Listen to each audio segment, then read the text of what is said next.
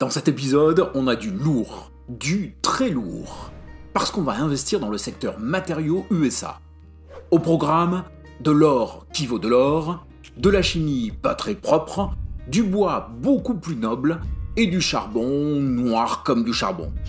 Et évidemment, en fin de vidéo, une seule sera choisie pour intégrer le portefeuille du Cube. Ce qui ne doit pas vous empêcher de nous dire en commentaire laquelle de ces 5 actions vous auriez choisi.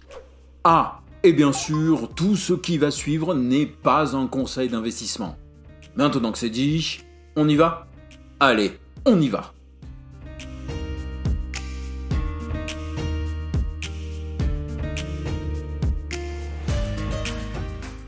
Bonjour à tous et bienvenue dans ce nouvel épisode de notre série Un portefeuille presque parfait, dans laquelle, avec mon ami Le Cube, et le Cube, c'est moi, nous construisons étape par étape un portefeuille d'actions le plus équilibré possible, tant en termes de secteur d'activité que de zone géographique, et avec un objectif financier orienté revenus et dividendes.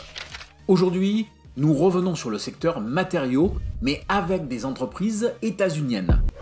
Et si vous voulez voir la vidéo que nous avions faite sur cette industrie, mais avec des actions éligibles au PEA, je vous en mets le lien en fiche et en description. Le secteur des matériaux de base se compose d'entreprises impliquées dans l'extraction, la transformation, la fabrication et la distribution de produits de base comme les métaux, les produits chimiques, le papier, le plastique, le verre, les produits forestiers, les minéraux, bref, une liste longue comme le bras. Ces matériaux représentent l'épine dorsale de toute économie. Et à mesure que la population mondiale s'accroît, que l'urbanisation s'intensifie et que les industries s'étendent, ces activités prospèrent et leurs demandes montent en flèche. Parallèlement, les préoccupations environnementales et la transition énergétique nécessaire poussent à une demande de matériaux plus durables et un développement de technologies innovatrices, ce qui offre également de nouvelles opportunités d'investissement. De plus, les actions du secteur peuvent servir de couverture anti-inflation. En effet, les prix des matières premières augmentent souvent pendant les périodes d'inflation, ce qui fait grimper la valeur des stocks connexes. Toutefois, ce secteur comporte aussi un certain nombre de risques, dont l'impact environnemental des procédés industriels, car oui, ce n'est pas parce qu'on est investisseur qu'on doit favoriser les entreprises flinguant notre écosystème. La vulnérabilité aux fluctuations des prix et les changements dans la dynamique de l'offre et de la demande qui peuvent affecter la performance des actions du secteur des matériaux, les coûts croissants de certaines industries ou la dépendance aux cycles économiques mondiaux. Effectivement, le marché a plutôt tendance à soutenir les actions liées aux matériaux à la fin de la période d'expansion économique. En d'autres termes, la majeure partie des entreprises qu'on trouve dans ce secteur ont un fonctionnement très cyclique, avec parfois une volatilité très importante, digne des plus fortes montagnes russes. Donc si après ça, vous êtes encore tenté d'investir dans ce secteur, eh bien on va passer en revue 5 sociétés que nous avons trouvées pertinentes à analyser. Mais pas avant que vous ne vous soyez abonné à la chaîne pour pouvoir nous suivre régulièrement. Newmont Mining Corporation est un conglomérat minier spécialisé dans la production et l'exploration de propriétés aurifères, mais qui exploite également le cuivre, l'argent, le zinc, le plomb et d'autres métaux. Elle est l'une des 5 plus grandes compagnies du monde pour la production d'or et première mondiale en extraction d'or, depuis sa fusion avec Goldcorp en 2019. L'or est la valeur refuge par excellence. Les contextes macroéconomiques incertains, les baisses des rendements réels ou les incertitudes géopolitiques poussent souvent son prix à la hausse et permet à tout portefeuille possédant des valeurs qui lui sont liées de retrouver une certaine stabilité. Commençons par les résultats. Alors ici, nous avons une entreprise avec une bonne santé financière puisque tous les indicateurs sont positifs et croissants. Dans la majorité des cas, ils sont également meilleurs à 5 ans qu'à 10 ans. Ce qui indique une accélération de la croissance. Mais le résultat net a cependant été négatif en 2022 et 2023, un aspect qui mériterait d'être interrogé. Surtout que la même situation s'était déjà produite en 2016 et 2017. Bon, du côté de la dette, ça va aller vite, tout est sain. dette faible, plus aucun problème pour la rembourser, plus aucun problème sur les intérêts de la dette, égale avantage financier pour la société. Et du côté de la trésorerie, ça va être tout aussi rapide, car là aussi, tout est dans le vert.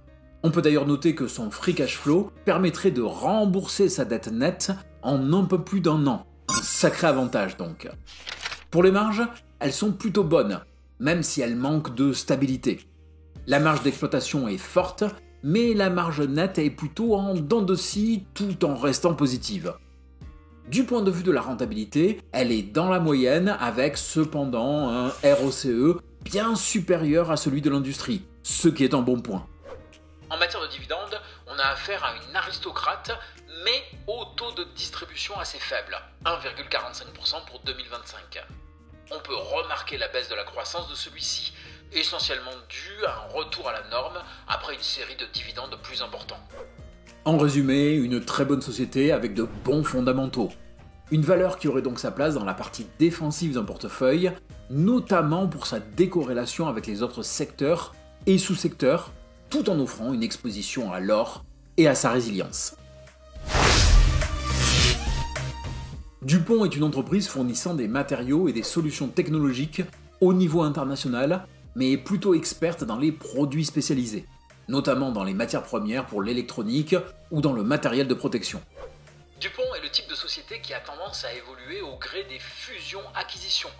À l'origine entreprise textile, elle fusionne en 2015 avec Dow Chemical pour ensuite être scindée en 3 entreprises spécialisées. Dow pour la science des matériaux, DuPont pour les produits spécialisés et enfin Corteva pour les semences et les pesticides. Cette dernière ayant d'ailleurs pour filiale une certaine EI DuPont de Nemours & Company. Vous la sentez l'opacité ? Mais cette scission nous oblige à regarder essentiellement les chiffres après 2015. Nous allons donc nous concentrer sur les 5 dernières années. Pour les indicateurs de résultats, eh bien, c'est pas très bon.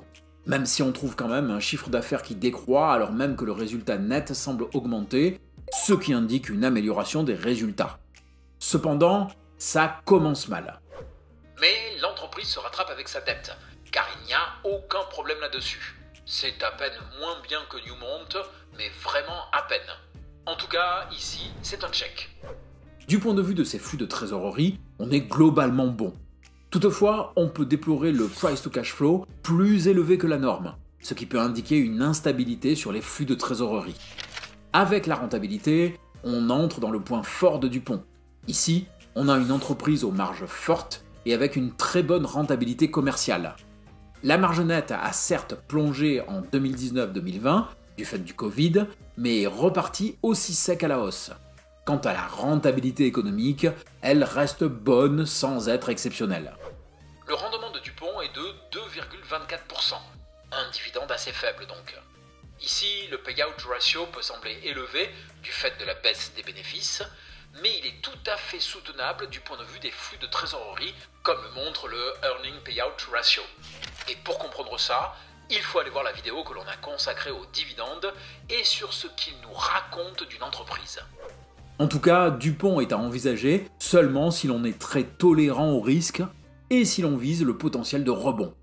Par contre, elle est plutôt à éviter pour tous ceux qui cherchent de la stabilité.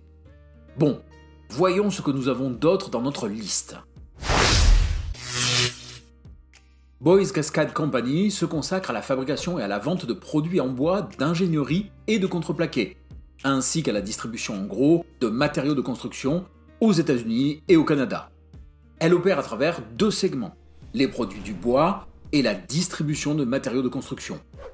Depuis la crise sanitaire de 2020, le secteur du bois a connu des bouleversements majeurs, tant au niveau de la production que des prix qui ont connu une hausse spectaculaire. Même s'ils ont tendance actuellement à se stabiliser, les tensions commerciales entre pays et les réglementations environnementales ont un impact fort sur la filière. Dans le même temps, avec une vision stratégique, l'industrie du bois peut non seulement surmonter ces fluctuations, mais également en tirer parti pour se renforcer durablement. Et pour l'instant, Boise Cascade, ou Boise Cascade parce que je sais pas comment on le prononce, semble s'en sortir plutôt bien, avec notamment des résultats meilleurs à 5 ans qu'à 10 ans. Le chiffre d'affaires et les bénéfices sont en constante progression, ce qui indique la bonne santé financière de l'entreprise. Du point de vue de sa dette, c'est encore mieux. Celle-ci est faible, très bien gérée, et la société n'a aucun problème pour la rembourser. Elle est donc en total avantage financier, c'est un check. Pour la trésorerie, c'est un peu plus mitigé. L'ensemble est positif, mais le free cash flow connaît un ralentissement de sa croissance à 5 ans par rapport à 10 ans. Parallèlement, le cash flow opérationnel est en tendance baissière. Mais les liquidités de l'entreprise excèdent l'endettement, ce qui la place dans une situation très favorable. Cependant, l'ensemble reste à surveiller. En matière de rentabilité, les marges sont dans la norme sans plus. Les ratios de rentabilité sont quant à eux bien meilleurs. On est face à une très belle société qui fait mieux que la moyenne de son secteur, avec une augmentation de la rentabilité sur 5 ans par rapport à il y a 10 ans. C'est un check. Néanmoins, son rendement est très faible, à peine plus de 1%.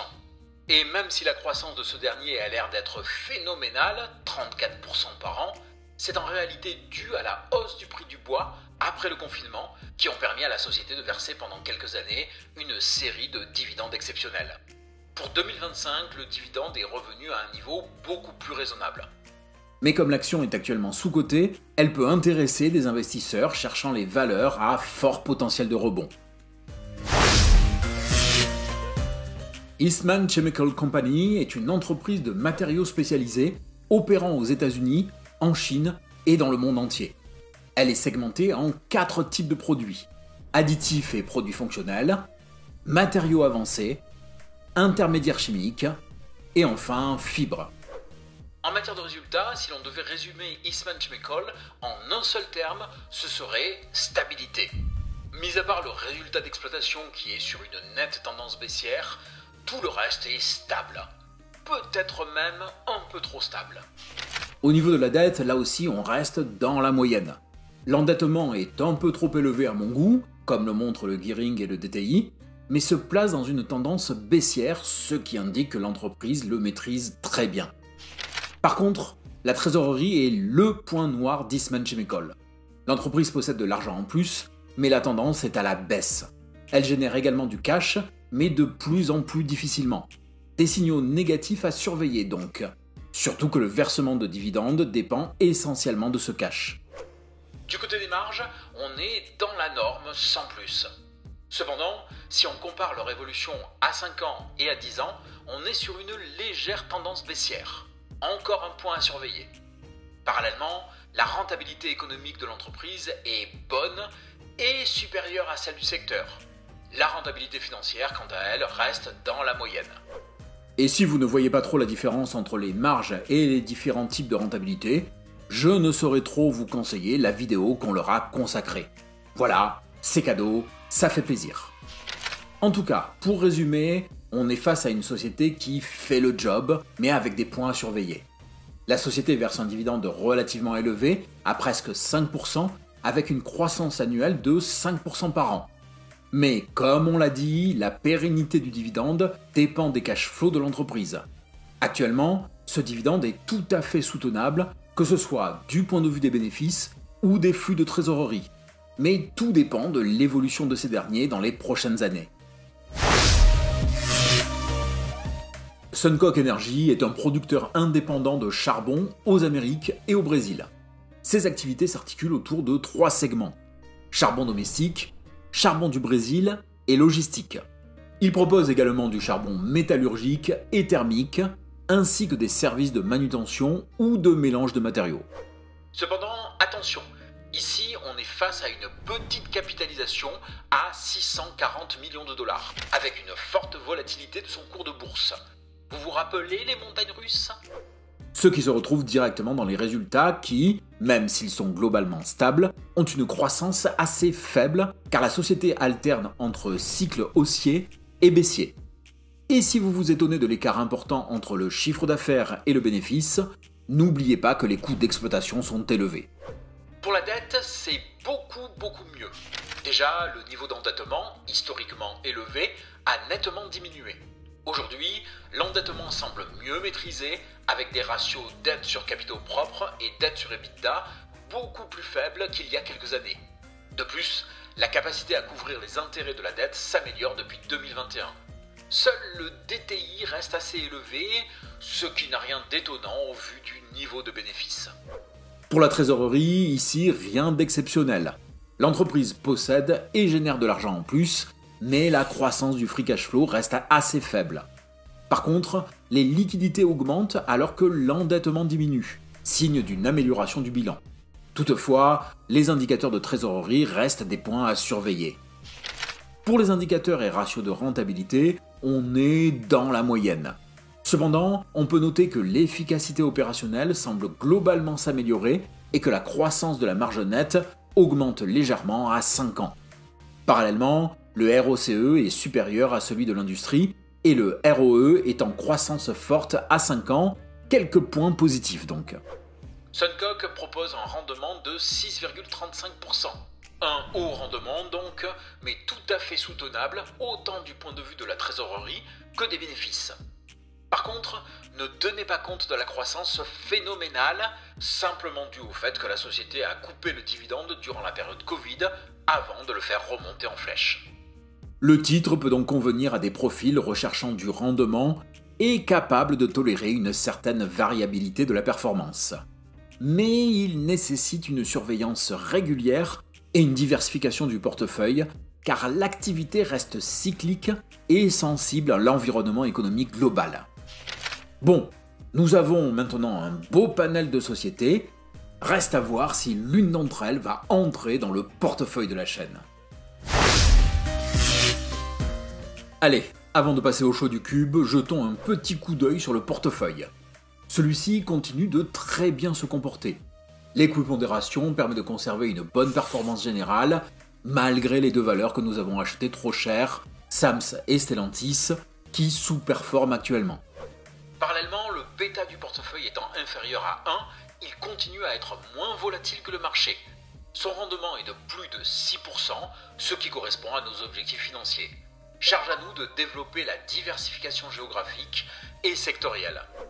Et justement, le marché des matériaux est une mosaïque d'opportunités, même s'il est en parallèle un secteur très cyclique dont les performances sont étroitement liées à la demande des industries qu'il fournit. Mais par là même, il est aussi un puissant baromètre pour évaluer la santé de l'économie mondiale, voire pour anticiper les tendances de la demande industrielle. Les 5 sociétés que nous avons vues sommairement mériteraient toutes de faire partie d'un portefeuille, car chacun des sous-secteurs qu'elles représentent possède ses propres spécificités tout en étant porteur d'opportunités. Mais nos liquidités n'étant pas infinies, à un moment il faut faire un choix. En d'autres termes, il va falloir que j'élimine non pas les plus mauvaises, mais les moins bonnes. Et je vais commencer avec Eastman, qui propose certes un bon rendement, mais qui pêche au niveau de son cash flow, ce qui entraîne une incertitude sur le dividende. Très bien. Exit Eastman Chemical. Et là, le choix se complique encore. Cependant, je n'aime pas trop la tendance baissière du chiffre d'affaires de Dupont. Du coup, c'est elle que j'élimine en second. Ok, on enlève Dupont. Ça devient de plus en plus difficile. Newmont me semble être de loin la meilleure en termes de fondamentaux, mais offre un faible rendement.